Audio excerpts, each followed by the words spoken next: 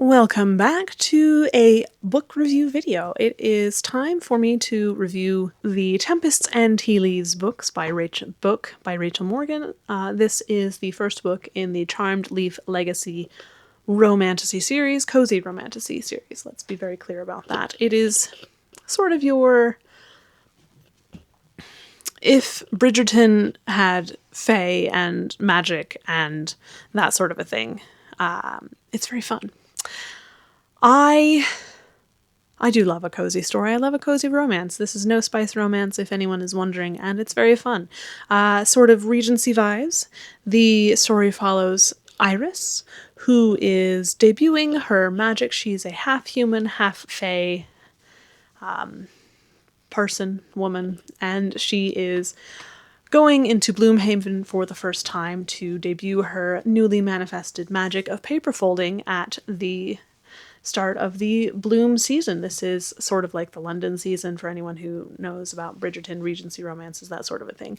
So each young fairy with newly manifested magic goes and debuts their magic, and then there's, maneuverings and courtings and figuring things out. Now, Iris, having half-human heritage, is kind of on the outskirts of society at this point. People are scandalized by her and her parents, and it becomes even more scandalous when Lady Ravenna Rowanwood, who is the matron of the Rowanwood family, she owns the Charmed Leaf Tea House, which is the pinnacle of society.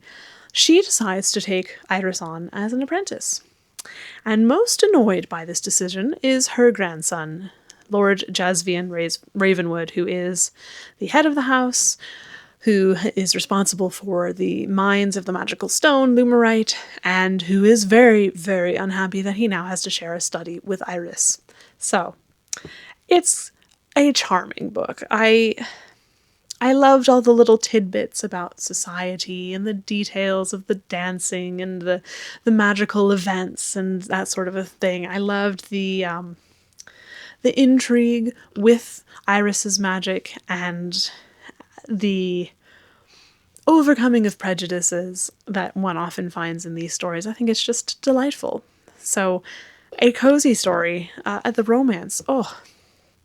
The romance was very sweet and very wonderful, and I think it was really well done. The yearning is super strong, and I loved the banter. I loved the way that the banter was done by various notes and things. I think that was delightful. I will say that the one bit with Hadrian at the very end, that felt a little bit rushed.